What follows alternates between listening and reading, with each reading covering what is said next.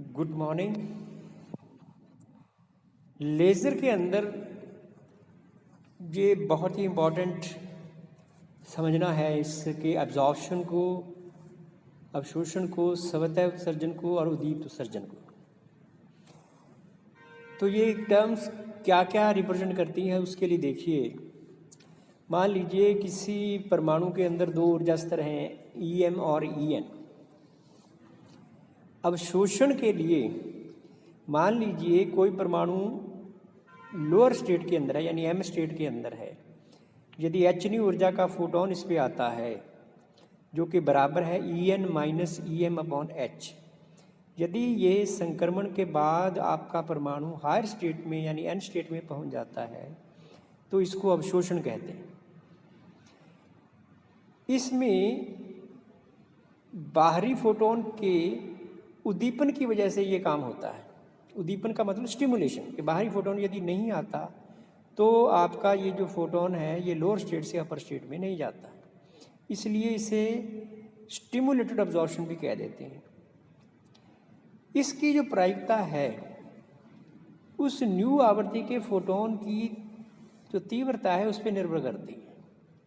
यह विकिरण के स्पेक्ट्रल एनर्जी डेंसिटी जो है उसकी u न्यू तथा प्रकाश के वेग के बराबर होती है। तो I न्यू यानी तीव्रता जो है न्यू आवृत्ति के फोटॉन्स की वो c टाइम्स एनर्जी डेंसिटी के बराबर है। तो M से N जो आपके संक्रमण की प्रोबेबिलिटी है वो भी u न्यू के प्रोपोर्शनल है। तो PMN is equal to proportionality का जो साइन हटाए BMN u न्यू। BMN को आइंस्टीन का एब्जॉर्प्शन कोएफिशिएंट कहते हैं, यानी अवशोषण गुणांक है आइंस्टीन का ये, क्योंकि अवशोषण इसमें हो रहा है। अब आप देखिए स्वतः उत्सर्जन। यदि परमाणु मान लीजिए पहले ही उच्च ऊर्जावस्था में चला गया है तो लाइफ टाइम जो उच्च ऊर्जावस्था में है वो लगभग 10⁻⁻8 सेकंड की कोटि का ही होता है। उसके बाद स्वतः ही जो न्यू बराबर EN माइनस EM/H का फोटोन उत्सर्जित करके मूल अवस्था में आ जाता है। इसको स्वतः उत्सर्जन कहते हैं। आइंस्टीन के अनुसार स्वतः उत्सर्जन के संक्रमण प्रायिकता सदैव नियत रहती है। इस दर को आइंस्टीन ने ANM से लिखा है। तो स्वतः उत्सर्जन की जो संक्रमण दर है वो है PNM is equal to ANM। अब आता है तीसरा स्टिमुलेटेड एमिशन या उद्दीप्त उत्सर्जन या प्रेरित उत्सर्जन। ये सब एक ही टर्म है और एक ही नाम है, इनका एक ही मतलब है। यदि मान लीजिए कोई परमाणु पहले ही उत्तेजित अवस्था में है और उस पर हम H न्यू जो कि EN माइनस EM/H के बराबर है, यदि इस आवृत्ति का फोटोन डालें और ये फोटोन उस परमाणु से एक अन्योन्य क्रिया करके दोबारा उस परमाणु को मूल अवस्था में ले आता है, और ये फोटोन तो है ही प्लस एक फोटोन जो है वो और उद्दीप्त होकर के उत्सर्जित हो जाता है। इस प्रक्रिया को उद्दीप्त उत्सर्जन कहते हैं। उद्दीप्त उत्सर्जन के लिए जो प्रायिकता की है, प्रायिकता जो है संक्रमण की वो स्पेक्ट्रमी ऊर्जा घनत्व की समानुपाती होती है। तो PNM is equal to BNM u nu. तो BNM जो है ये भी आइंस्टीन का कोएफिशिएंट है फॉर स्टिमुलेटेड एमिशन। अब देखिए कि ये जो तीनों कोएफिशिएंट बताए हमने अब्जॉर्प्शन के और दो एमिशन के, इनमें आपस में संबंध कैसा है। तो उसके लिए मान लीजिए किसी ताप T पर M तथा N में ऊर्जा स्तर में परमाणु की संख्या NM तथा NN है। जब इस पर वर्णक्रमी ऊर्जा घनत्व u न्यू का एक वर्णीय प्रकाश डालते हैं तो निम्न ऊर्जा स्तर से उप ऊर्जा स्तर में जाने वाले जो परमाणुओं की संख्या है प्रति सेकंड वो लिखी जाती है RMN is equal to NM BMN u nu. NM से मल्टीप्लाई कर दिया है जो रेट है उसको, क्योंकि बाकी तो प्रोबेबिलिटी है, ये हो गई रेट।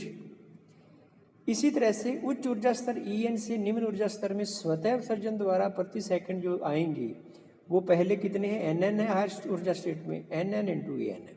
तो यानी परमाणुओं की संख्या जो उच्च ऊर्जा स्तर में है और प्रोबेबिलिटी प्रति सेकंड ऊपर से नीचे आने की, तो मल्टीप्लाई कर दीजिए तो ये हो गई दर। इसी तरह से उद्दीप्त उत्सर्जन द्वारा ऊपर से नीचे यानी N से M में ऊर्जा स्तर में संक्रमण करने वाले परमाणुओं की संख्या ये बराबर होगी NN BNM UNU। अतः RNM = NN। अब देखिए ये निकाल दी हमने उद्दीप्त उत्सर्जन से। टोटल जो ऊपर से नीचे आने की दर होगी वो दोनों दरों का सम यानी स्वतः उत्सर्जन और उद्दीप्त उत्सर्जन का जोड़, तो ये होगी NN ANM + BNM UNU।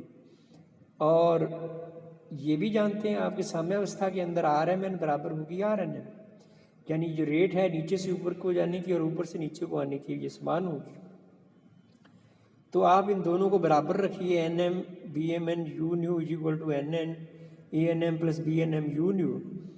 अब इसमें से UNU को आप अलग कर लीजिए और बाकी सारी टर्म्स जो है दूसरी साइड में ले जाइए, तो लिखी जा सकती है ये ANM/BNM NM/NN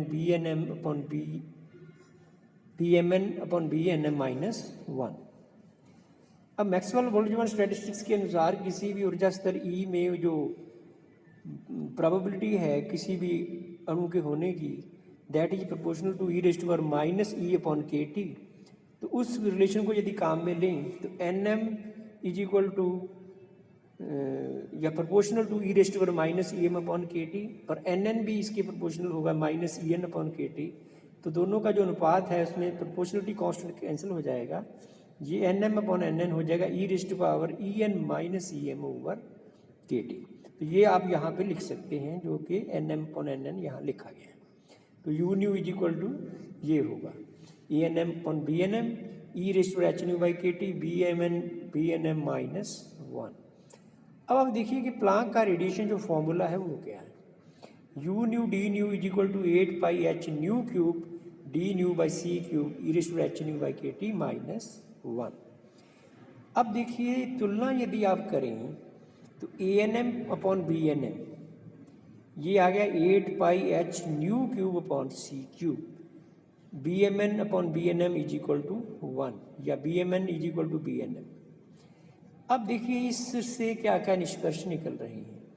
BNM is not zero, अर्थात जो बाह्य फोटोन की उसकी उन्होंने क्रिया करके परमाणु उच्च ऊर्जा स्तर से जो मूल ऊर्जा स्तर है या निम्न ऊर्जा स्तर है उसकी तरफ आ सकता है, यानी उद्दीप्त उत्सर्जन प्रक्रिया जो है वो संभव है। ये यहाँ से रिजल्ट आ रहा है।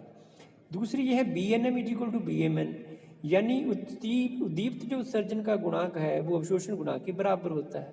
अतः यदि लोअर स्टेट के अंदर परमाणु है तो उसका बाहर से जो आने वाला फोटोन है उसके अवशोषण करके उच्च ऊर्जा स्तर में जाने की जितनी संभावना है उतनी ही संभावना है कि यदि पहले उच्च ऊर्जा स्तर में आपका परमाणु है तो वो मूल ऊर्जा स्तर में आ जाए उसी फोटोन से इंटरेक्ट करके जो वहाँ पे उस पर डाला है। कई बार इस उद्दीप्त उत्सर्जन को विपरीत अवशोषण या नेगेटिव अब्जॉर्प्शन भी कहा जाता है। एक चीज और जो यहाँ से निकल सकती है, ANM/BNM इज प्रोपोर्शनल टू ν³, अर्थात स्वतः उत्सर्जन गुणांक तथा उद्दीप्त उत्सर्जन गुणांक की निष्पत्ति ν³ के समानुपाती है। अतः ऊर्जा स्तरों में अंतर बढ़ने से स्वतः उत्सर्जन के सापेक्ष उद्दीप्त उत्सर्जन की प्रायिकता तेजी से घटती है। यानी यदि आपकी आवृत्ति या बढ़ रही है, न्यू बढ़ रहा है, इसका मतलब ये है कि जो ऊर्जा स्तर हैं उनके बीच गैप बढ़ रहा है, क्योंकि गैप hν के बराबर होता है। तो यदि न्यू बढ़ेगा इसका मतलब गैप बढ़ रहा है, तो न्यू बढ़ने से इसका मतलब ANM ज़्यादा होगा, BNM की वैल्यू गिरेगी, और BNM का मान कम गिरने का मतलब है उद्दीप्त उत्सर्जन के चांसेस जो है वो कम होते चले जाएंगे यदि ऊर्जा स्तरों में गैप जो है वो बहुत ज़्यादा आपका बढ़ता जा रहा है। तो ये तो है कुछ इम्पोर्टेंट रिजल्ट शोषण गुणांक के और उत्सर्जन गुणांक के और उनके आपस में रिलेशन। अब देखिए कुछ प्रैक्टिकल जो लेज़र्स होंगे वो इन्हीं थ्योरी पे बेस्ड हैं, और कैसे बनाए जाते हैं इसकी गणना करेंगे हम नेक्स्ट टाइम।